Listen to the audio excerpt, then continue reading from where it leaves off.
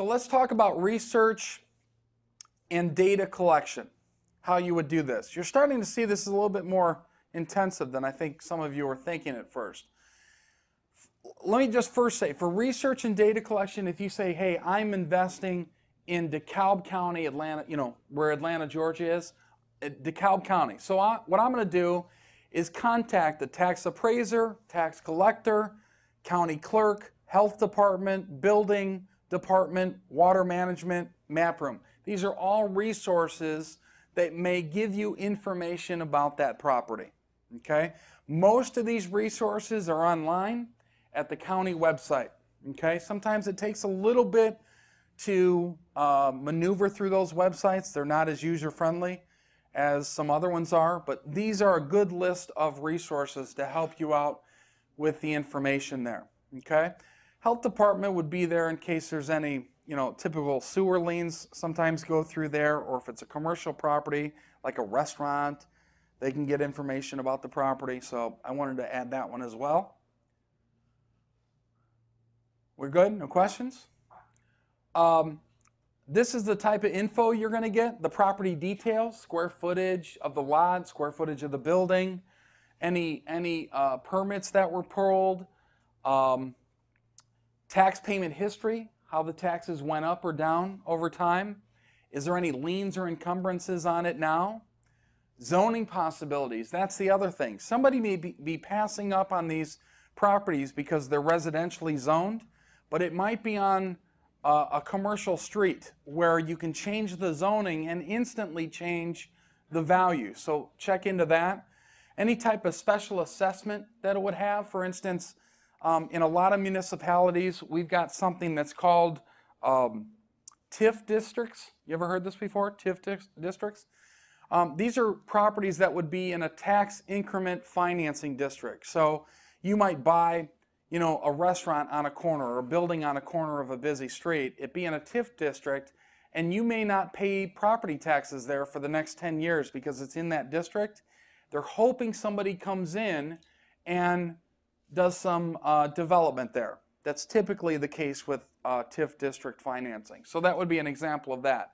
And any other special situation. You know, you might have, like in Illinois, we had, how many people have been to Illinois? Chicago. Okay. I'm surprised at how many of you guys haven't been to the greatest city in America. And you're coming to Phoenix. Anyway, we're going to Chicago in June. You'll see how beautiful it is. And it's going to be warm. It'll probably be 82, sunny.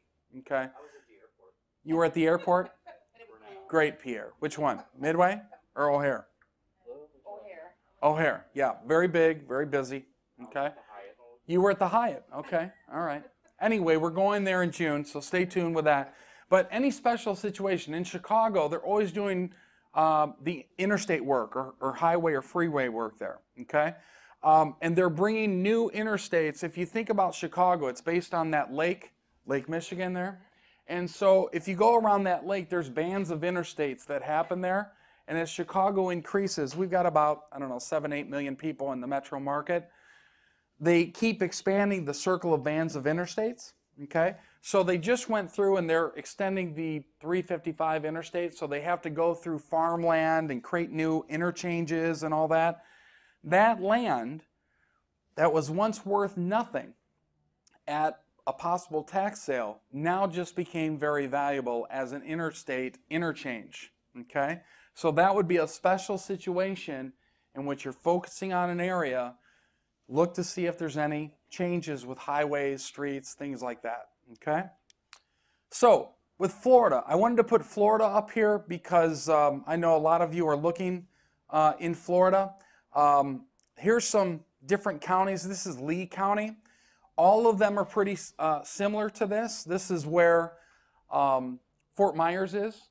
So like I said, this would be an example of Fort Myers. If I wanted to focus on that area, I pull up the county government there. I go under tax liens or tax deed foreclosure. A bunch of information will pop up. Here in Maricopa County, it's maricopacounty.gov. A ton of information on tax lien investing will come up. Remember here The tax sale is every February. The list comes out in January. And again, you'd be bidding on something. Let's say you got a property, the delinquent taxes are $20,000. You're going to pay the $20,000 and you're going to bid on what interest rate you'll accept for that. It starts at 16 as the maximum. The minimum is 0. Okay, so that's what you're bidding on. Questions? We good? So let's talk about acquisition methods. There's live auctions, like here in Phoenix. It's all live. So you go to a website and you're actually bidding real time. I'm sorry, that's online auctions. Live auctions where you go there in person, like we'll be going to in Austin, a live tax deed or tax deed auction there. First Tuesday of every month in Austin.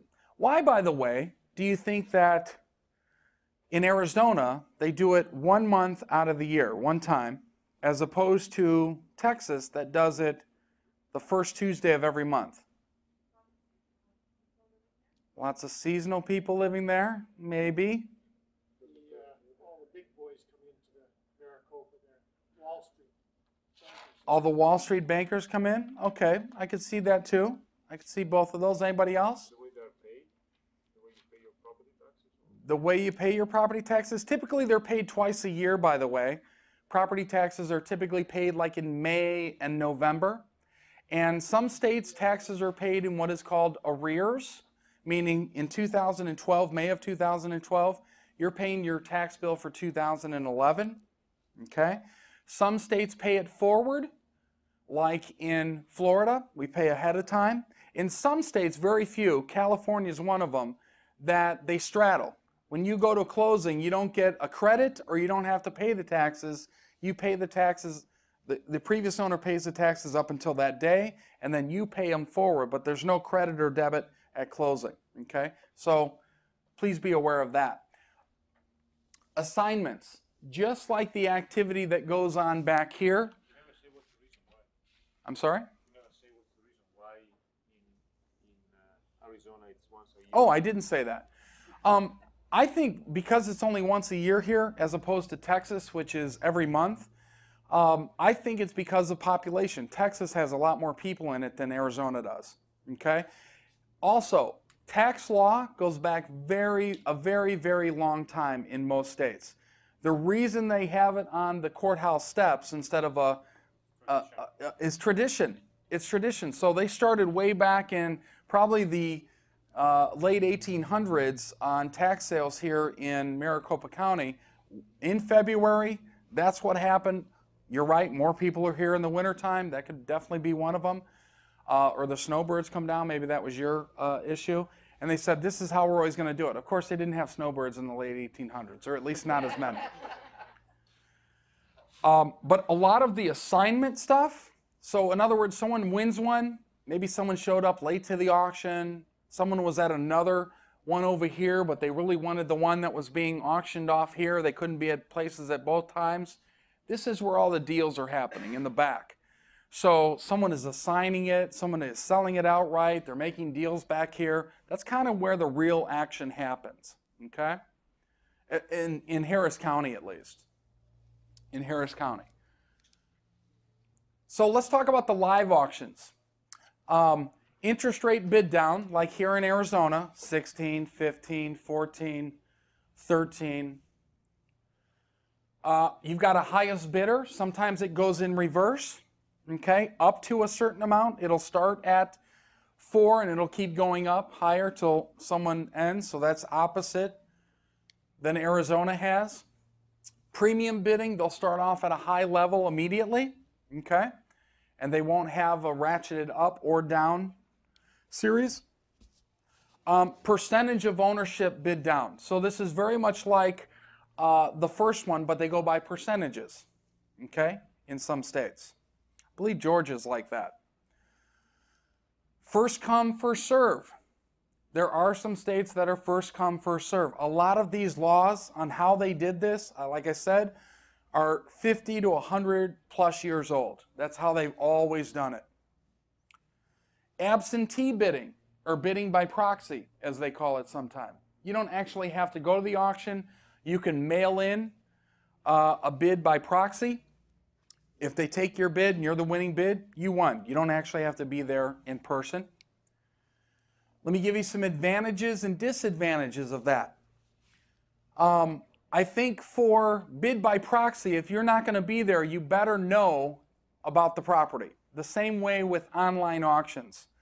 Don't think that you could sit at home and buy properties over the internet and think that you're getting some Class A properties. I want to make sure you understand how important it is to do your due diligence on those things, or at least have somebody do that.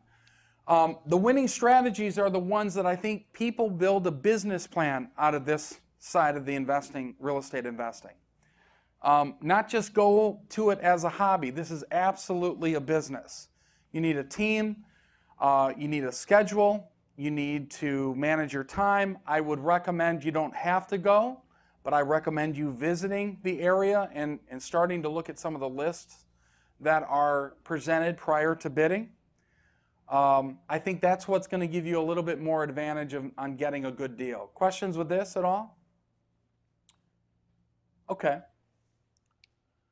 Let's talk about online auctions.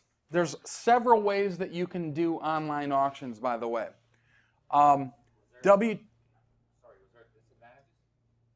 Yes, disadvantages like if you're bidding and you haven't been to the property, right? You're going to be at a disadvantage if you're just, going through an online auction. Okay? You must have stayed out too late last night, Gilbert. Was it the woman? It's always a woman, Gilbert. Always a woman.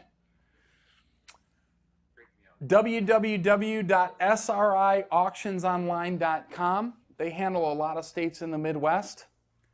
www.bidforassets.com. ebay.com.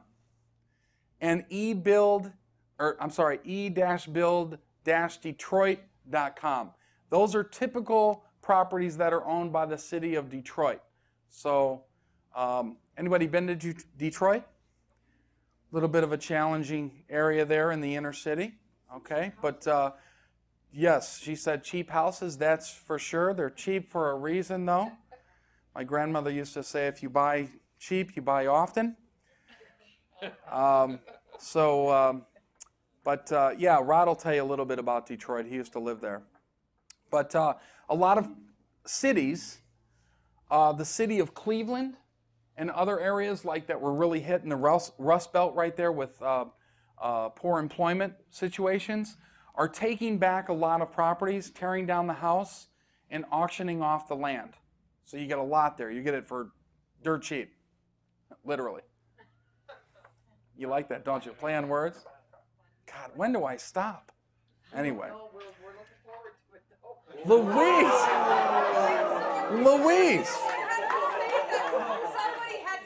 Heather's not even here. Holy cow, Louise. Goodness, Pierre, you're going to have to take care of that when I get done here. So check into that. What's the one here in Arizona? What's it called?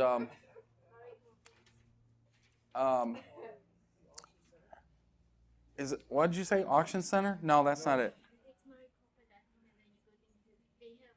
It's maricopa.gov, but they send you to another site. But what is that site? Anyway, you'll find if you go to realauction.com. Okay, they'll send you, if you go to maricopa.gov, they'll send you to the actual auction site. She says it's realauction.com. I think there's something else to that, though. Okay, but that's where you'll find it at, maricopa.gov. Look at that. Technology again. Assignments.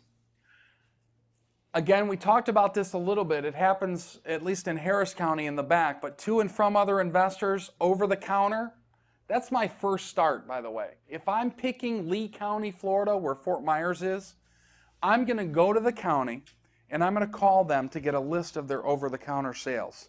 I just want to look at that, spend some time on finding those assets, okay? Because you might be able to find one there. A negotiated sale. So what happens typically back here, and it happens at a lot of counties when you have a live auction, they may already have a pre-agreement before going to the auction that they're going to buy that tax deal at a certain price. So it's a prearranged, negotiated sale. And then we talked about, in person or by mail. When you buy things over the counter, a lot of times you can do that by mail. You don't have to be there in person. Other times you do. So make sure you check with that county on that. Arizona, I wanted to give you a couple of other things here. www.cochise.co.az.us / I'll slow down. I'll leave this up here for a while. /treasurer / I'm sorry. Who said that, by the way? I need to see you after class. You said it? The singer? / bktxlist.htm. Now that's Cochise County. I forget which city that is. Is that up north by Flagstaff? We stay with Maricopa and Canal. Okay. There's another one here, www.co.mojave.az.depts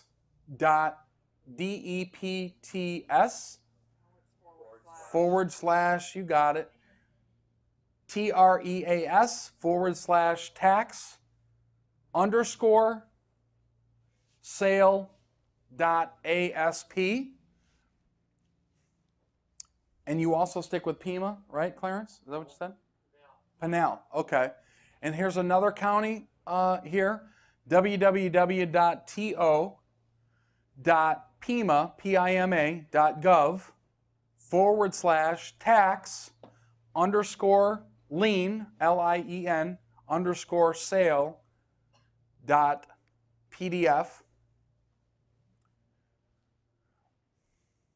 And I just put one more up here. For instance, Arkansas Negotiated Sales.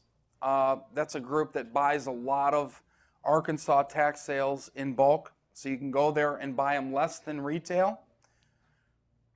They've already done the marketing. They've got pictures of the property, all of that. Every state will have these, by the way, in each county.